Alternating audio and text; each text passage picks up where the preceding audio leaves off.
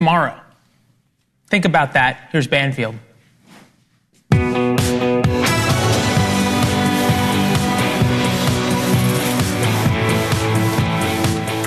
ever hear that expression? You win some, you lose some.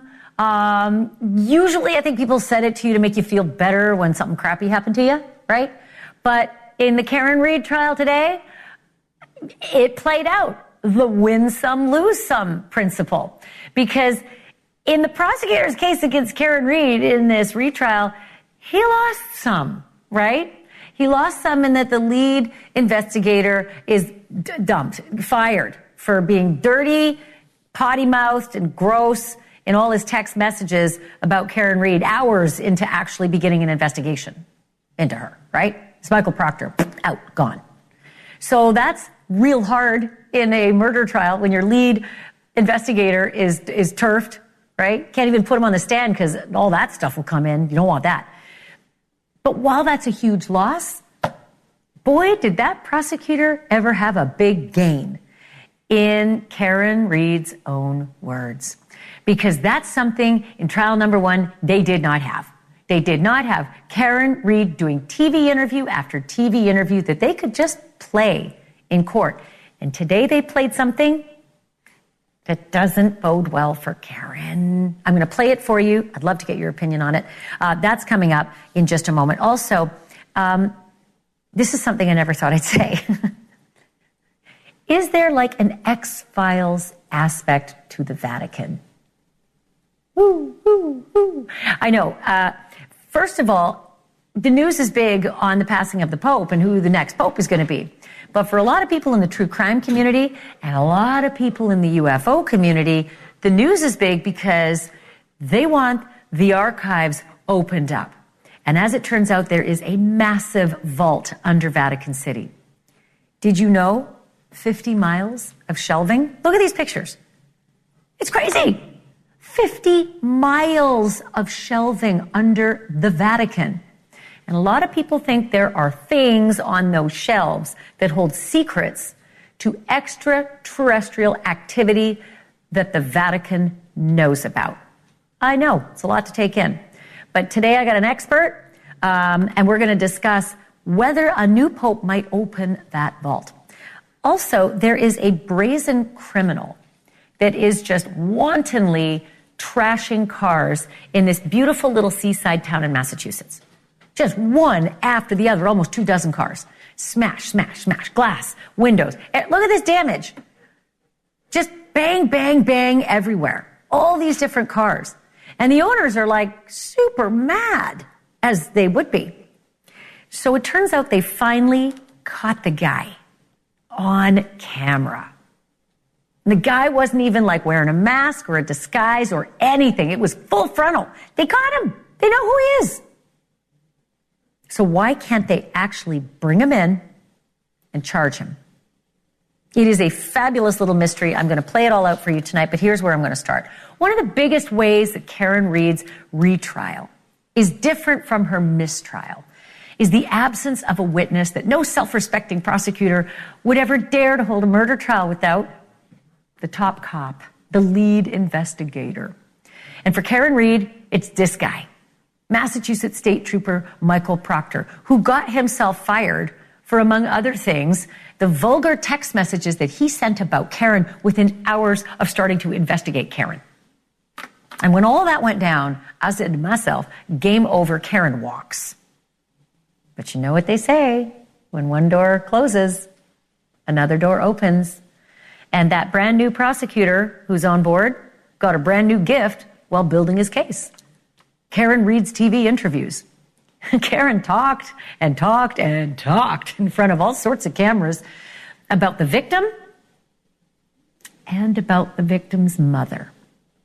And if there is one thing that no one should ever do, it is insult someone's mom, especially a grieving mom. And that is what Karen appeared to do in one of her TV interviews. And today, that damning clip was played for the jury, my friends, and I am going to play it for you in a moment. It was not good, not even in the least. And neither was the clip where Karen tells an interviewer that she was buzzed on vodka tonics the night that the police say she ran down her boyfriend.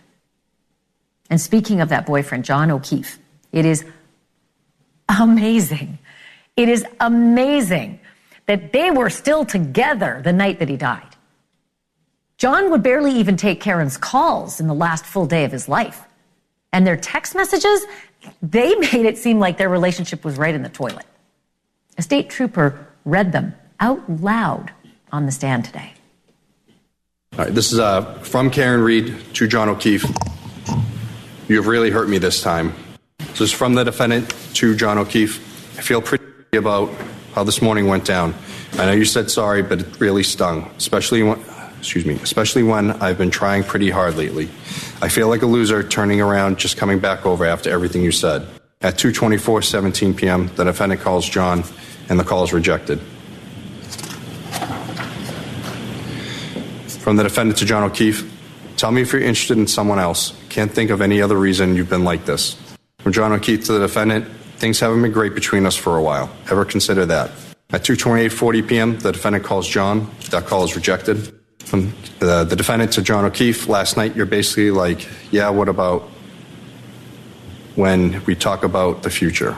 So why don't you just admit you're not into so much anymore?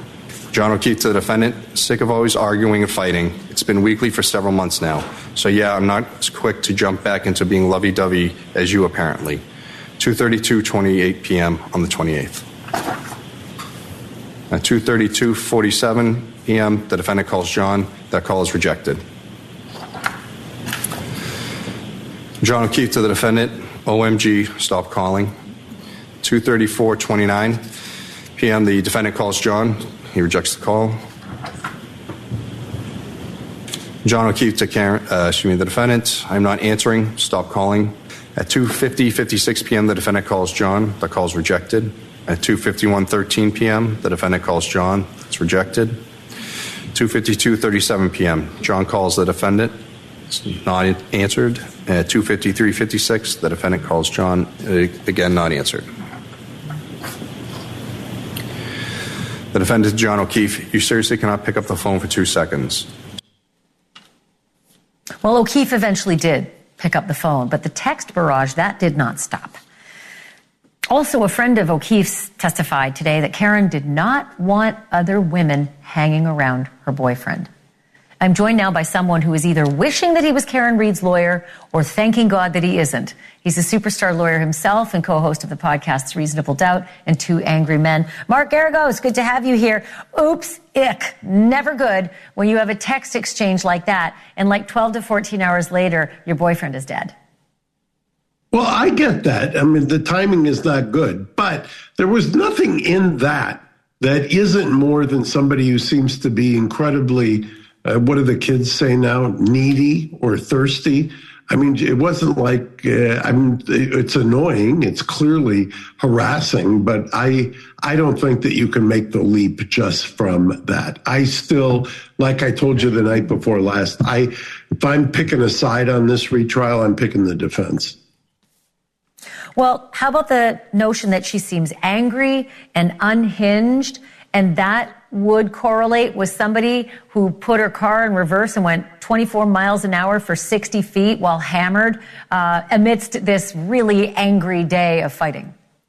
Yeah, it's a great case if you forget about everything that happened in between and that we've learned about afterwards. You've got other people, as we discussed, trolling for how long, what was it, how's long in the cold.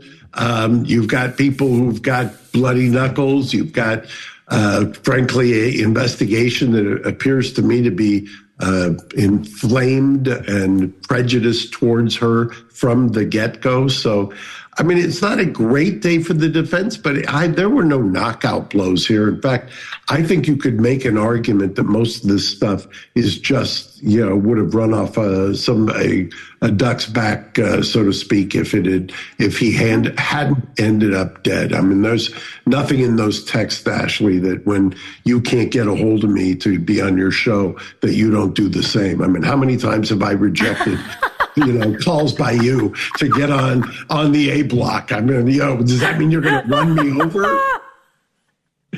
Touche. Well, yes, there have been days where yes, I wanted to. Maybe you would run me over, but actually you've been very thirsty on occasion when I'm not answering calls. So you know how much I love you. Right. So here's the other thing that did not go well for Karen today. Let's just put aside the texts and everybody on the jury says, oh, I've been there before. Yikes. This is something Exactly. I don't know a lot of people have been at before. This is a clip on the Hulu documentary, an investigation ID documentary, where Karen's being interviewed by the producer, and she is describing the mother of John O'Keefe within hours of finding out that John is dead. She's over at John O'Keefe's house. Karen comes over to that house and describes John's mom in the kitchen, leaning over the kitchen island and describing what she saw in the hospital when she had to see John's body. So again, a mom is describing John's body, and this is how Karen described it to the interviewer. Let's play the clip. And his mother leans over the kitchen island and says to me, I think it looks like he got hit by a car. It looks like he got hit by a car. So that hurts. I watched that documentary, and at that very moment, Mark Garagos, I said, oh boy, that's going to be played in her trial. She's literally mocking and deriding the dead man's mom within hours of learning that her son was dead. So they played that for the jury today. What's your impression of how that will land? We also discussed this a little bit the other night, and my feeling is that there's no reason to put her on now, because you can probably, under what's called the rule of completeness, which means if the prosecution plays one portion of something, you can play an expanded version. Under the rule of completeness, I don't know why you'd put her on. And frankly, if that's the worst thing, it would be a lot worse if you put her on the stand and had her cross-examined. So I would take that body blow if I'm Alan Jackson for the upside of getting some of the other stuff in. You think it weighs in her favor? It inures to her favor. All the things she was able to get into the jury pool, and then this comes in as a soundbite? Yes. If this coming in as a soundbite, to me, if you're doing a cost-benefit analysis on this coming in and being hurt by it, because clearly you're hurt by it. It's not a good day. You wouldn't, if you're scripting it for the defense, you're not going to say, yes, I want this to happen. But would I take that body blow versus putting her on the stand to get beat up by a very able prosecutor? I'll take that trade all day, every day. Speaking of on the stand, the prosecutor this time round put John O'Keefe's mom on the stand. They did not put her on the stand the first trial, but the new prosecutor did put her on the stand. It was very sad. She was, as a grieving mother would be, crying and sniffling and needing a break, etc. And I wondered if you saw the value in it for what it was. I'm guessing it was to humanize John O'Keefe. But do you see something else? No, I think when you bookend her mocking the mother and putting the mother up there, it just emphasizes it's a bad fact, and it's a character assassination. I mean, in any circumstantial evidence case, it's interesting. I was bantering earlier today about Scott Peterson, and when you don't have the circumstantial evidence you need, what you need to do is as a prosecutor, you assassinate the character. I always say it's a character assassination block. Judge's job is to filter that out, or to make the prosecutor say, or to hold their feet to the fire and say, you tell me how this is more probative than prejudicial, and I'll let it in. Obviously, the judge felt it was, and that's why it was let in. It doesn't go, or it doesn't speak to what traditionally is relevant in a circumstantial evidence case, but I understand, and most judges would allow this kind of thing in, even though they're really, in terms of relevance, it's not that relevant. Well, it's reverberating in my ears, though, the tone and the snarl and the way she imitates the mother. Exactly what the whole idea of it is to inflame. That's by definition what it's supposed to do. It's supposed to turn you off. You're not supposed to, the whole idea of a jury trial is you have jurors in the box, and the idea is, do they want to help your client or not help your client from the defense standpoint? From the prosecution standpoint, it's make the person into a villain. It's to make them, if you can, into an inanimate object. Unlikable. Unlikable, exactly. And that's what they're doing. So guess what? You and I talked, yesterday or the day before? I lose track of the days. And you said, boy, Ashleigh, I would really like to know what the breakdown was in gender for who voted for guilty and who voted for not guilty in the deadlocked jury on trial 1. And asking, you shall receive Mark Garagos, because we had a juror from trial number 1 on the show last night, and he answered that question. Let's roll it. So it wasn't palpable that all the women, were voting guilty and all the men were voting not guilty. It wasn't obvious like that. No, it was not obvious. It was not obvious that, if anything, if I were to guess, and again, I'm not 100% sure because we've deliberated on this motion, essentially is that we're about 50-50. What do you think about that? 50-50, I suspected. However, did you ask the follow-up question? Was it gender, or what was the breakout on gender? Yeah. So that was what he was actually answering. It took a while to get it out of him, but that was the question I wanted to know was, what about men versus women? Were more of the women anti-Karen and more of the men pro-Karen? He said no. It was almost imperceivable how people felt. There was absolutely nothing that came to him that lined up in that respect. That's fascinating to me, because usually, you and I have discussed this in a lot of these cases, usually the rule of thumb is women are harder on women. And especially, there's an adage in the law that a good-looking woman is the toughest defendant to defend, because you just have a whole lot of emotions that are working against you. But here, it does not appear that that was the case. Or, there's another theory that I could use, but I'll save it for tomorrow night. Oh, there's a tease. I was going to say you're right about that. I think that's why they put Casey Anthony in the library outfits and no makeup and terrible hair. She just looked nothing like what she looked like in all her, wet T-shirt contest pictures. Mark Garagos, thanks for doing this. Really appreciate it. Thank you, Ashleigh. I always love being here. Thank you. Well, we love having you too. Good friend of the show. Okay, I have one thing I need to tell you before I go to break. It's breaking news out of Idaho. The quadruple murder case is big news tonight. It looks like Brian Coberger is going to face a possible death penalty after all. You'll probably remember that his lawyers had asked the judge, if Brian's found guilty, can you please take the death penalty off the table? Based on the fact that our client is autistic. The state had said, no. Only, quote, intellectual impairment, end quote, makes the death penalty unconstitutional, not autism. And the judge agreed. However, there was some good news for Coberger's defense team.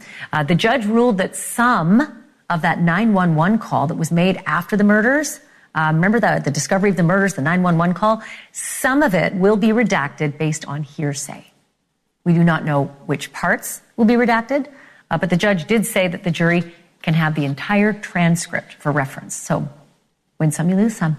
Time is ticking, by the way, for Coberger, because his trial is set to begin August 11th. That is about 3.5 months from now.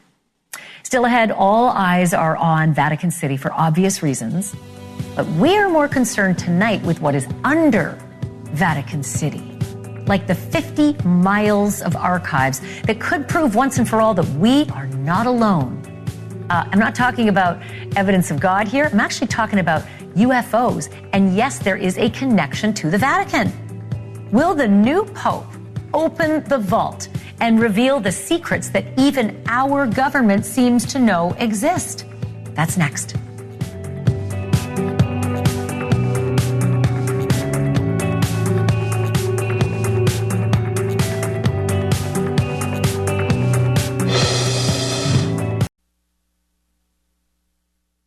Secret that beneath Vatican City there are more than 50 miles of shelving containing documents and archives collected and heavily guarded over the centuries.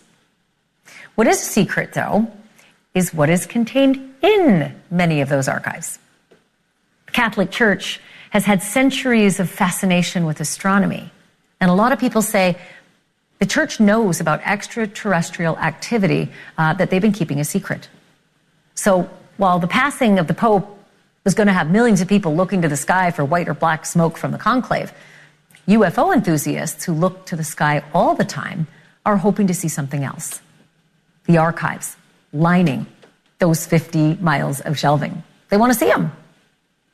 A while back, NewsNation reported a claim from a Pentagon whistleblower that back during World War II, Pope Pius XII tipped off the U.S. government about the recovery of a partially intact UFO that Benito Mussolini's Italian government had discovered. So will the new Pope open the vault and share the secrets below the Vatican? I'm joined now by the host of UFO Witness on Discovery Plus, Ben Hansen. Ben, it is so crazy to think that there is a nexus between the Vatican and UFOs, but that's something that was actually discussed in testimony before Congress. Yeah, it sounds like it's straight out of a Dan Brown novel, Da Vinci Code stuff. Yeah. Is the Catholic Church involved in a cover-up, something they don't want their membership or the world to know? David Grush comes out and he talks about this 1933 case where supposedly the U.S. military was tipped off, like you said. They come in, take this UFO, this object, take possession of it at the end of World War II. And allegedly, the Catholic Church has not only records of that, but perhaps going back to centuries, documentation of UFOs or perhaps alien visitation. So here's what, if P then Q, I'm thinking, why would they keep everything a secret? Because if, their followers, their congregants, beyond Catholics, if people start to realize that it's not an Adam and Eve story and it's not just Earth and there's a lot more to it, there goes religion. I think you've kind of hit the nail on the head, with that theory, because the idea is the same, concept perhaps that you talk about. Perhaps was Jesus married? Did he have children? The canonical, doctrine of many religions is very kind of set in stone. And so to go back and kind of rewrite history and to say, okay, well, perhaps not only we're not the only ones in the universe, but what if they don't look like us, right? You have, scriptural reference to making God in man's image. So what if they don't really look like us? Would that mean that people lose their faith? Would that mean that they're going to kind of panic and give up on religion? And what about the authority of religion and membership? So all those questions is kind of what the theory is as to why perhaps they believe that either people are not ready for this or that they should indefinitely keep it covered up. Or you have to rewrite a few books to incorporate the universe instead of just Earth, But I am curious about the official position that the Catholic Church takes on extraterrestrial possibilities. Well, it kind of depends on who you talk to, right? So the keeper of the records or the secretary to the prefect of the archives has come out and said that they absolutely they don't know where Grush got this idea. They said they don't have any documentation of extraterrestrial life, and they're dissuading researchers from asking anymore. So there's kind of like a process, sort of like filing a Freedom of Information Act.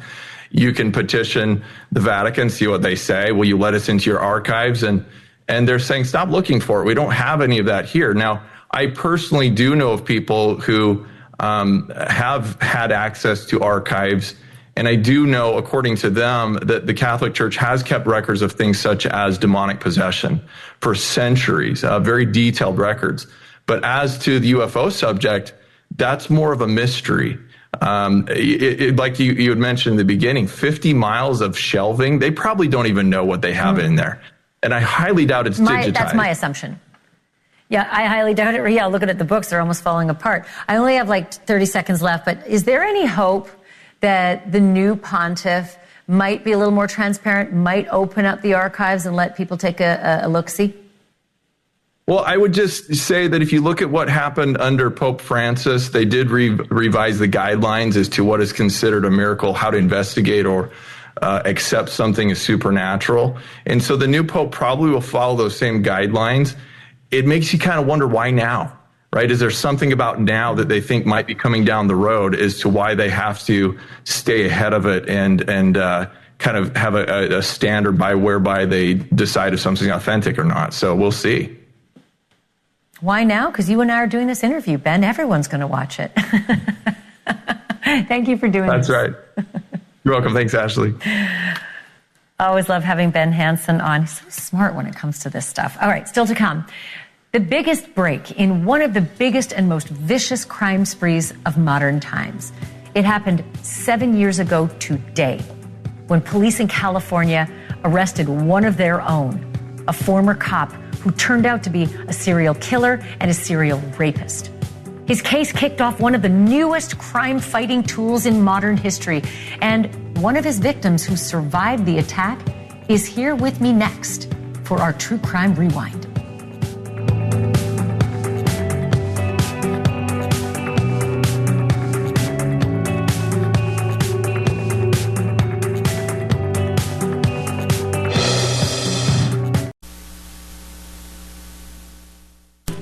Hard to believe that as of today, 7 years have passed since a watershed moment changed the way we find killers and lock them up.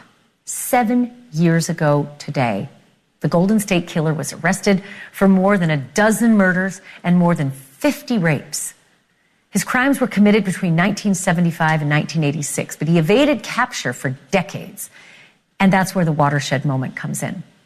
They caught Joseph DeAngelo using forensic genetic genealogy, something we now take for granted.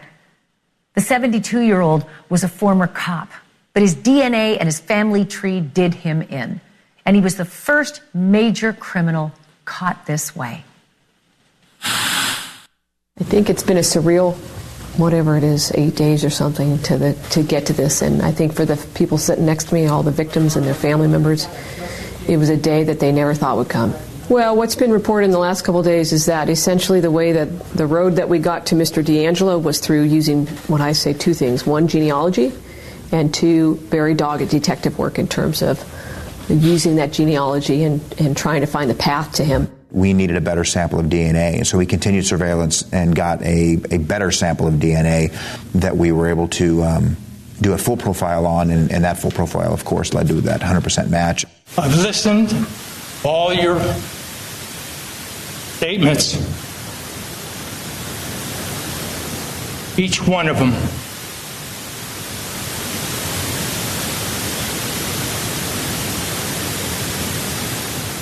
And I'm truly sorry to everyone I've hurt. It was a sham. He was not remorseful. He failed to apologize to important people. He left devastation in his tracks. I can never forgive him. Mr. DeAngelo, I've listened for the last 3 days from the people you've terrorized and their friends and their family. Their impact statement will always be with me. I was moved by their courage, their grace, their strength, all qualities you clearly lack. When a person commits monstrous acts, they need to be locked away where they can never harm another innocent person. It is my sincere hope that with the opportunity to be heard these last few days and the sentence to be imposed, the survivors will find some resolution, will find some peace, and hopefully find some justice, however imperfect. DeAngelo is now serving 26 life sentences without the possibility of parole. And my next guest spoke at his sentencing. Jane Carson Sandler was DeAngelo's fifth known victim, attacked on the morning of October 5th, 1976 in her own home.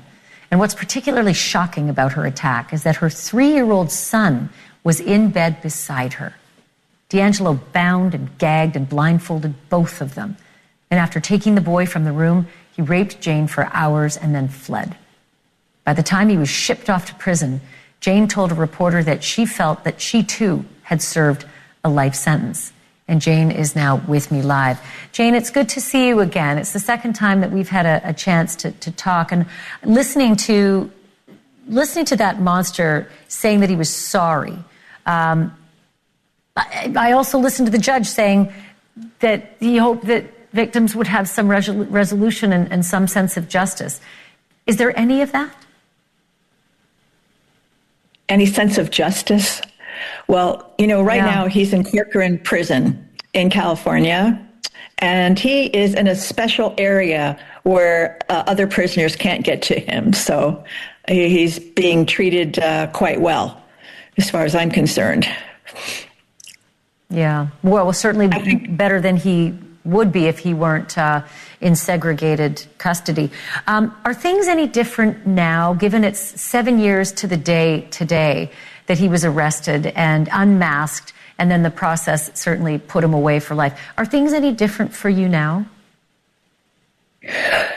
Well, in the sense that I don't have to look over my shoulder all the time. I still do some. I know I'm very cautious, but I'm not, looking over my shoulder all the time, just wondering, is he still alive? Is he going to come back? He said, if you report me, I'm going to come back and kill you. So I always, had those thoughts in my mind, but, I'm so much at ease, much more at ease now that he's in prison where he belongs. One thing you just showed on your TV program was when he stood up during our when we gave our impact statements, and he said he was sorry. All of us just gasped, could not believe he would say such a thing. It's like, are you kidding me? Oh my God, we just wanted to throw up. Because every other time you see this guy, he's always in a wheelchair, just looking for mercy, oh, poor me.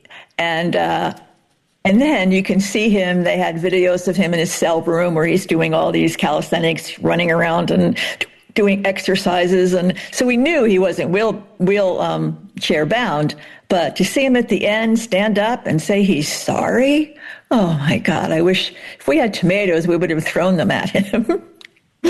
Yeah, a monster and a coward and a liar. Every single adjective you can think of in the pejorative, is fair game for him. Your son, 3 years old.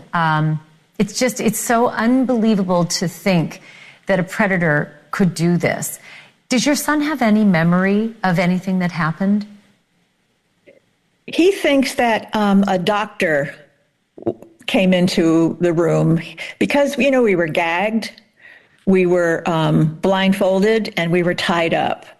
So really that's all, he remembers. Maybe if he was hypnotized, he'd come up with a lot more, but that's something I really never wanted him to be involved in. He never wanted to be part of anything to do with the story on D'Angelo. I think it was just because of the safety of his family. Because if he was still out there, who knows what D'Angelo would do. And he was a vengeful man. He would call victims and leave ghastly messages on their voicemails just to continue the terrorizing. Just an unbelievable story. Jane, it's nice to see you again after all these years, and I'm glad to see that you're doing well, and I really appreciate you joining me on this sad anniversary, but also... Are you I know what you're going to say, CrimeCon, right? Yeah, I think so, yes. And I will probably see you again there. It was nice to see you there this year, and I'll probably see you again. And I love your program. Thank you so much. God bless you. Thank you. I love your book. Bye. Let me give a plug for it. It's called Frozen in Fear, a true story of surviving the shadows of death. Again, Frozen in Fear, a true story of surviving the shadows of death by Jane Carson Sandler. And coming up next, another story about a Florida teacher. Only this story goes beyond the pale. Yes, like the others, sex crimes are involved. But police say this alleged monster agreed to a suicide pact with the student, but only one of them was left hanging from a tree. That story next.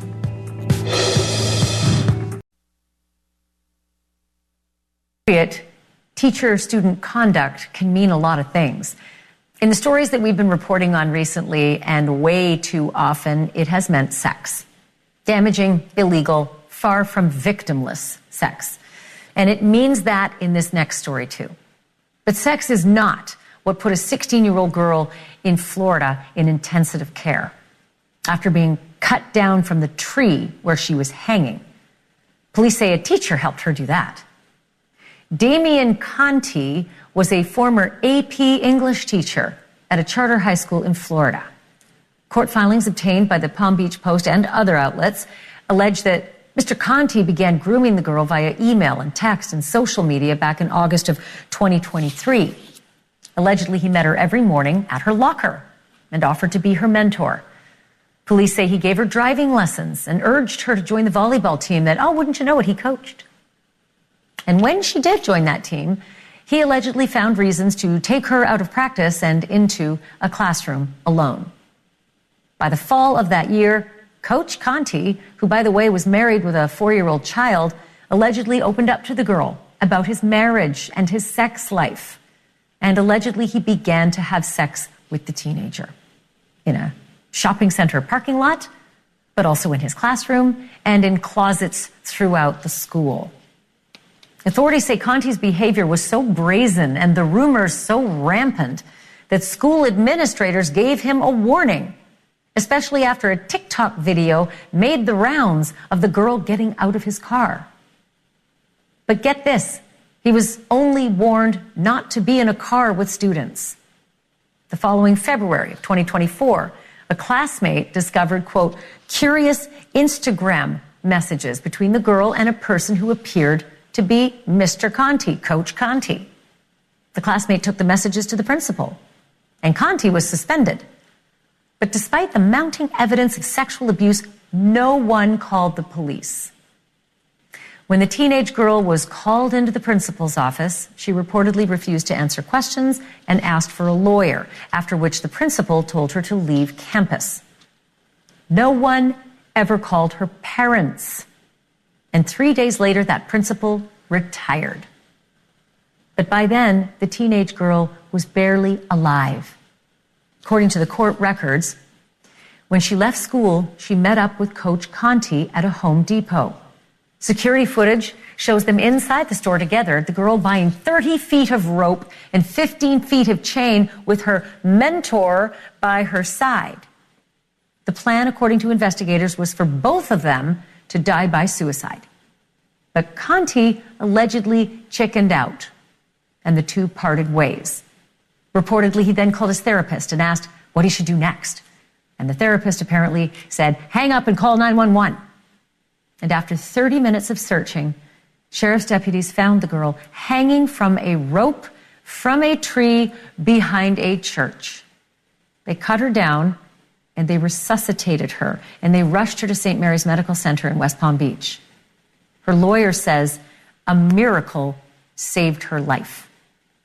Today, we reached out to the suspect's former employer, the South Tech Academy, and we got back this non-response. Thank you for your inquiry. Unfortunately, we are not at liberty to discuss ongoing legal issues. That's the end of it. Coach Conti is charged with, quote, unlawful sexual activity with a child and, quote, attempting to assist in self-murder. That's an interesting one. His trial is scheduled for June, and if he's convicted, he could spend the rest of his life in prison. And still ahead tonight, good news and bad news for police investigating a crime spree in Massachusetts. They finally got the culprit on video, dead to rights, full frontal, no mask. But there is zero chance of an arrest. The hitch in this foul play when we come back.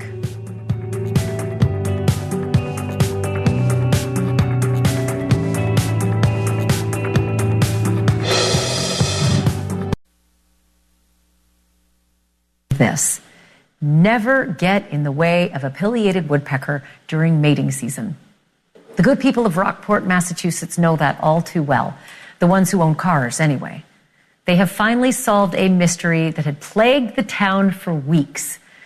Who was going around and cracking people's windshields and side mirrors, and why? And as it turned out, the culprits didn't bother to sneak around or wear disguises or avoid cameras, and that was their undoing. Turns out the foul play was the work of pileated woodpeckers, which are big, almost the size of crows big. And the males, at least in springtime, are both randy and highly competitive. The experts say the boy woodpecker sees its reflection in the car glass, thinks it is a handsome rival, and goes to war. I never said they were smart. So case closed. But with more than 24 vandalized vehicles sitting in driveways and no one to arrest or sue, there are certainly a lot of ruffled feathers around Rockport. Get what we did there? We had clues. Would you believe? WOOD.